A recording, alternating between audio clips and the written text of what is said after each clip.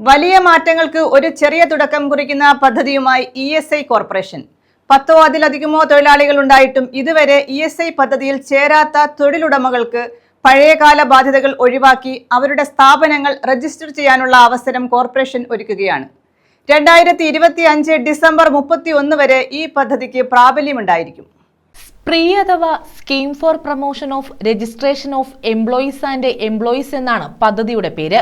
ESIC portal from Suvidha portal വഴി register ചെയ്യാൻ സാധിക്കും. രജിസ്ട്രേഷനുള്ള പഴയ സ്ഥാപനങ്ങളിൽ ESI പദ്ധതിയിൽ ഇതുവരെ അംഗമല്ലാത്ത തൊഴിലാളികളെയും പഴയകാല ബാധ്യതകൾ ഒഴിവാക്കി രജിസ്റ്റർ ചെയ്യാനും ഒറ്റത്തവണ അവസരം ഉപയോഗിക്കാം. ഈ വർഷം ഡിസംബർ 31 വരെ ഈ പദ്ധതിക്ക് പ്രാബല്യമുണ്ടായിരിക്കും. തൊഴിലുടമകൾ ഈ പദ്ധതി പരമാവധി പ്രയോജനപ്പെടുത്തി വിട്ടുപോയ എല്ലാ സ്ഥാപനങ്ങളെയും തൊഴിലാളികളെയും ESIC നിയമപരിധിയിൽ കൊണ്ടുവരണമെന്ന് കോർപ്പറേഷൻ അധികൃതർ അറിയിച്ചു. News bureau, Kundara.